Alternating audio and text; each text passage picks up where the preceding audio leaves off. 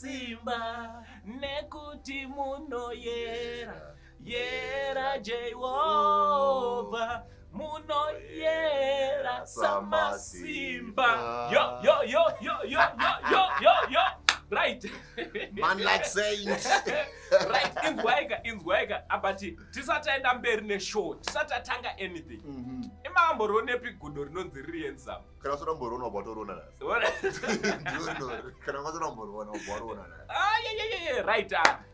Guys, welcome to this show. Panapa Ruwek Media, Saint TV. Aiwa, tichiti zirudi kwese kwa muri. Tichitenda kuti takonai muchifara sekufara kwatiri kuita upazuwa nhasi. Nhasi pano pachirongwa ndicho chimwecho chirongwa hard talk with Uncle Saint. Aiwa, tine muimbi ari kunetsa zva manje handiti muimbi ari kunetsa zva zvino muimbi wenguva yedu. Handsome Gudo. Kwete kuti muimbi chete. Muimbi. Alright. /comedian. DJ, MC, nevamwe, model, brand ambassador. Taura pastonzi. Saka zudi mkomongo. Boki muze. Mushe. Pana kunetsa. Ndo vatoda kuti tuone kuti vachanetsa vachiti kuti comment section. Ande comment section. Nasi zvangu. Yeah, so nasi toda kuti mbokurukura. Imimi tikada kutasaika munoita zvinhu zvakawanda kana tauya kuentertainment. True. Anditi so mungada kuzivisa muri yeZimbabwe anditi kekutanga kuti zita riri pachitupa chairo anditi I'm sure kuti harisi handsome Gudo. Riri pachitupa handsome Gudo anombonzani akazvarwa mugore ripi? Handsome Gudo akakurira kupi? Kuchikoro akadzidza kupi? Akasvika papi nechikoro? Okay, zita rangu rekuzvarwa inini ndinoitwa Ashwin Munashe Africa Chiradza. Ndiro zita rangu rekuzvarwa. Ashwin Munashe Africa Chiradza, also known as Handsome Gudo. Vamwe vandiziva ndichinzi Quinton, ndaiva zita rekuzvipa harisiri pachitupa rekuti Quinton. Ndakadzidza ndakadza kuchikoro zvakawanda. Ndiri kuprimary ndakadzingwa chikoro ka4. Nane musikanzo wanga isingaite. Alright. Nane musikanzo wanga isingaite. Mukabvunza wakadza Loreto Primary, St. Paul's Primary, Netuton and Chengu Primary. Ndo maschools andadza kuprimary. Primary chete. Yeah. Then ku high school andabva ndaita good boy. Okay. Ndaitamba cricket ndaidza pachecho. Okay. Yeah, same class na Enzo Kudzanai. Okay. Makadzidza mese na Kudzanai Stephen Marari. Mamari. Baba Mamari. Baba. So yeah, then down at pachecho from form 1 to form 4. Then from form 4 ndaita art foot. Okay. At the same time ndaita pa National Art Gallery nepa Peter Beach. Okay. Then ndova ndazopedza ipapo ndova ndaenda ku Philippines ndaidza pa chikoro chainzi Shebu Manila. Okay. I'd gone for film studies. Okay. Yeah, but handina kuzopedza nekuti ndrogoro rakabva razonoshaya wamai vangu. Alright. Zvakabva zvazongwendo nepamwe. Ndobada vatakazongofokaso kuti ndabvira hangu kudara futi ndichingoita music. Okay. Taingoridzawo madeski kuchikoro tichingoita zvatinoita. Alright. Samuri muklasi mairidza madeski naEnzo. Big time. Alright. Madeski tairidza. Samaitamba mesere. Toda kuti tinatsonzwisa makagara muklasi. Nakudza nai Stephen maitamba mesere kana kuti zvazvakaita form 1 neform 2 tanga tiri same class naStephen. Stephen anga akati ngwari kundikunda. So akazobva muklasi mangu achienda kuklasi yevaigona vacho. Okay. Akazobva muC achienda mu HOM. Okay. Ndoko akabvazira but tivanhu kuti taiwirana cause pa stream yedu kwakune marapers anenge anga ari 3. Tanditi marapper mazuva iwayo. Okay. Tanditi mahip-hop stars. Stephen angatori Wayne, nini andiri Tupac, and then panwe ainzi Ice. Okay. Aititi Ice mazuva iwayo. Dzaigona kadzo but vanenge vakazongozvinetera. Vangozozvinetera. Aya, isusu nakudza naiti tiri kungoshingirira. No, chinova chinhu chakanaka. Igore ripi ramaka pedza ku high school? 2010. 2010. 2010. Alright, gore rekuzvarwa. Gore rekuzvarwa I don't need to say. Alright, but Yeah, but anyway, I was born on the 25th of May 1993. Okay. Yeah, Okay. 1993. Vanononge ndiri pana Mamwe 2000. mamwe wacho makore kubhora. Alright. Makore kubhora. Hapana tomoisa age yamu chaichaya because when pa social media pamwe 1996, pa 1993, pamwe 94. Wazinongochinja. Plus mabloggers anenge achonyora zvanoda. Alright. Yeah, tibe taenda kunyaya dze-entertainment idzi dzamakapinda. Makadiscover sei chipo chekuti aiwa inini I'm an artist, ndoita comedy, ndoimba, I'm a model, I'm a DJ. Pane imwe burnout yandakamboenda ndikanoona muriko ndimanga muchipisa muri DJ chidandaura ndiriko chidandaura makadiscover sei zvipo zvese izvi? Ona ngati inini ndomunhu kuti kugwa achina sina nyovhurikira serei. Okay. So mai vangu vaitonyatsoziva kuti uyu munhu uyu kuma-arts nekuma-sports ndokwadi. Okay. So ini munhu ndandava nenyoenda kuma-sports. Momzi vangu asingadi kuti ndiite entertainer. Momzi vangu asingadi kuti ndinge ndiri munhu wemusic kunyanya. Because I remember ndiri form 1 ndakadaidzwa kwamacheso kuma-auditions ndibva anotamba because ndaitamba zveshuwa. Okay, so kutotamba chaizvo. Ndarombera dance competition versus group ainzi mambokadzira re. Alright. Ndobva ndavawachisa vese.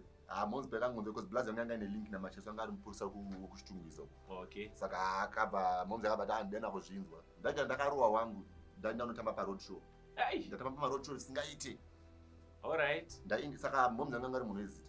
Okay. Momzi anga aizikanwa singaite. Osavaida uchengeta zita kuti mai vazonzi mwana wavo manje. Vaiti vachisvika pa shopping center vachinzi ende Helen ende mwana wako anotamba. Atamba pana pawina mapedzi awina after stream nematambo. Atamba akawina mapedzi. Ndawana mapedzi ndakada zvekura mwiri waiza kunzi hapana wakapenga pana wakapenga. Vangopiwa nemapedzi. Wakazomaita sei manje? Ndenzwa ndabva ndine dzimwe dze-excitement. Hanzvadzi dzangu dzichinoona kuti wagona so done ndochadu nickname yangu. Ndonzi dala because pandakazvaura ndairema 4.8 kgs. I was too big. Yeah. Ndisvika kudhina hanzvadzi dzangu dzatofara. Momzi yakazosvika time manje. Momzi inoti pagedhi kechekere. Ndati touch kugedhi uya mama ndawina. Momzi yangu yatododhara mashopu mwana wese. Yakabva yangu momzi. Pinda bedroom ndiri kuuya. Otozwa kuti mawana yake. Ndakarowa zvimwe zvekuti uchiroerwa entertainment. Yeah, ndairowa saka but kuma-road shows I never stopped. Alright. I never stopped. So you used to entertain people on those road shows. Kuma-road show ndokandakatangira then later on ndabva ndatanga kuenda ati ndaenzi Jibilika Dance Festival. Okay. Yeah, kujibilika ndokumokwataizi ndaunoratidza tarenda redu because kujibilika kwaizinwa netuma-salad man. Kwakune jibilika inaenzi breakdown. Saka kwaindwa netuma-salad saka inini manje pandaizonowawina because itaita ainzi ma-rap battles. Okay. Kuti kudaona anowachisa umwe ndiani. Okay. So ndaizonenda ikoko wapana vanenge vachirepa nechirungu yo you know me I got a Beamer Benz or Bentley inini manje nenye kuti ndine background yekujecha manje. Alright.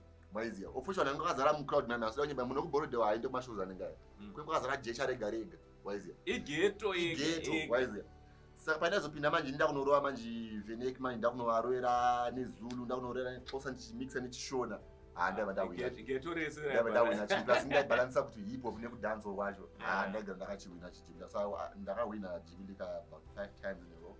Alright. Ndina ndiri king wema-freestyles avo saka ndokandakatangira. Okay, tichida kuziva zvakare kuti mune mudzimai here? Andina mudzimai, I'm engaged. You are engaged? Yeah. Oh,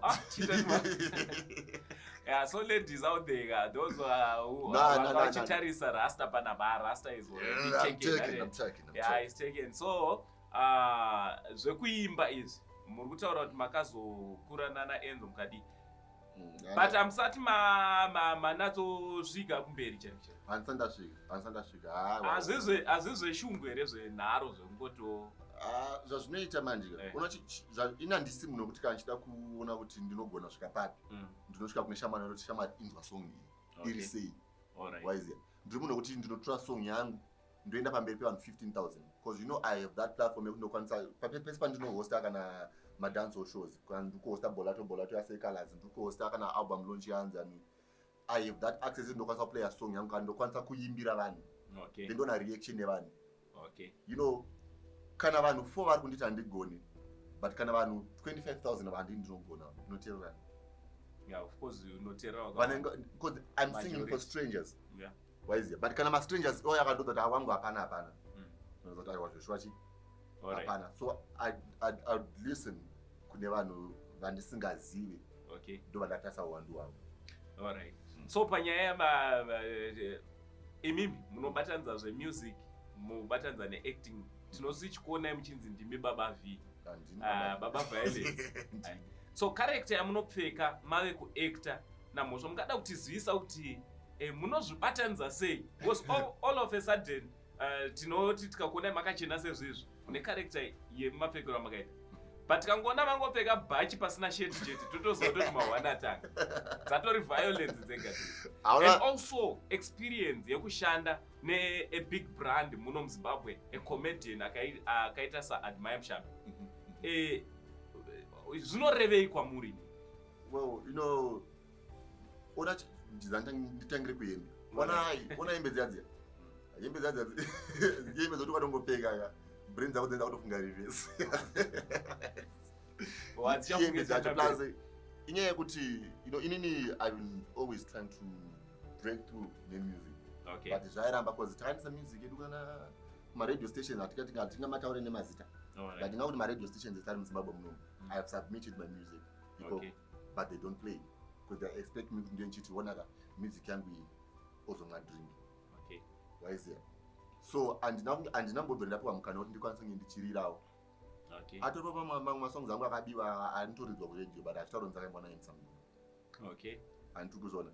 So if it was Kurunzi breakthrough, then I had a breakthrough there, but because of the system. And ndakwasanga ndishando nima bigger brains like choose but okuti akainisa music yave koko inoskachi ingoskachi but mwari manje vakandopa wakabazopindira. I then met my cousin Moshe at my Mshambe. Oh, you are related with that? We are related. Yeah, you are cousins? Yeah, three my cousins. All right.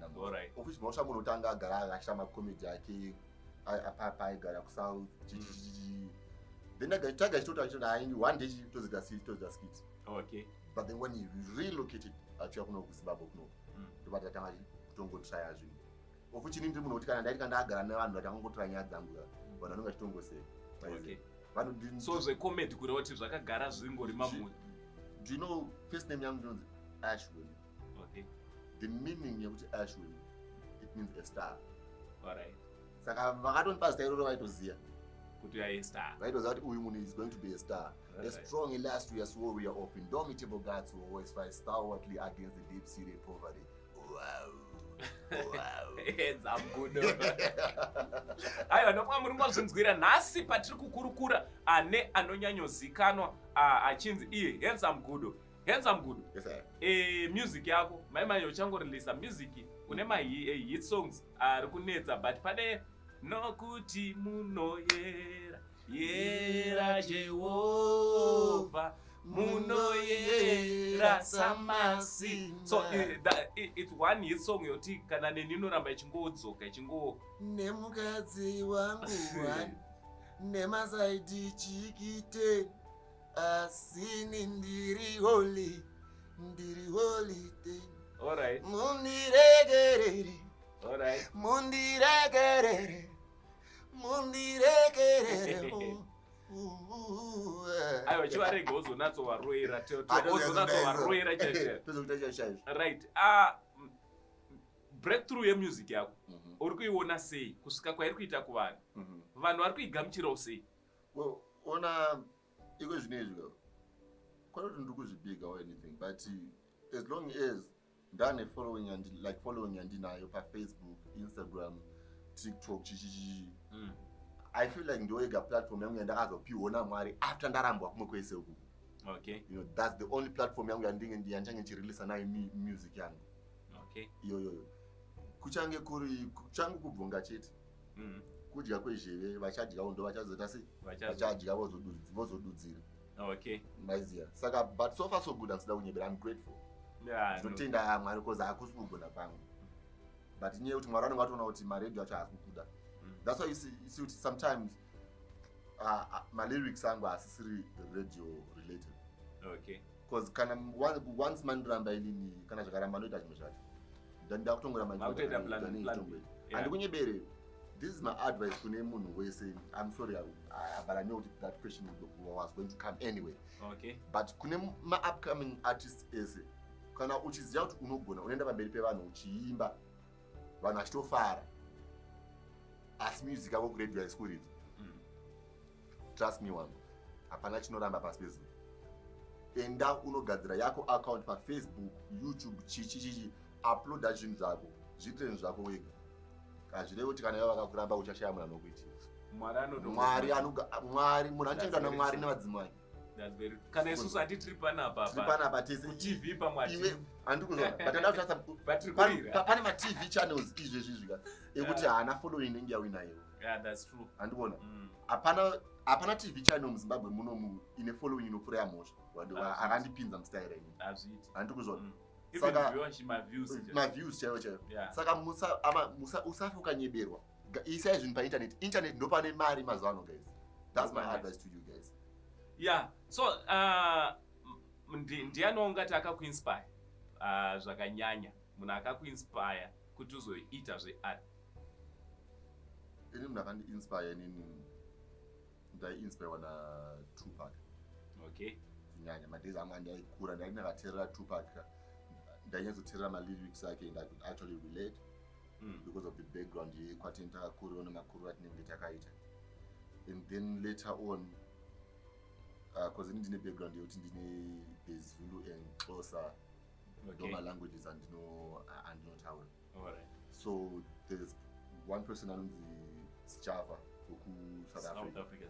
Yeah, uSjava. Yeah, uSjava ndona kuti ndikateerera I can relate nemusic yavo.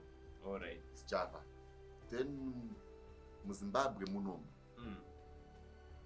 Thomas Mapfumo. Alright. Gandanga. Alright. Yeah, Japreza is doing very well and I respect that. Alright. Yeah, he's doing very well. Entry ipapo beat ku comedy ku music even ma DJ aungada kuti vaunoti ava ndoda kumboshandawo nawo. Vaunoshuwa kuti you see yourself working with this person and this person in the future. Well, you know, when it comes to my comedians in Zimbabwe munomu ndaangoitwa kunyasha. Alright. I don't think I don't the biggest comedian not from Zimbabwe munomu I think ndakashanda naye. Okay. Ndakashanda naMadam Boss, ndakashanda naMaititi, ndakashanda naMosha. Okay. Kana paine vamwe vanopfuura ivavo saka kunoti pa level remuZimbabwe watu pama comedians pane ma comedians vamwe anoda kushanda navo because ini handishande nemunhu because of zita. Yeah. Ndotasa talenda rako. Okay. Mpana anonzi Tina Boya. Tina Boya ndori ma1.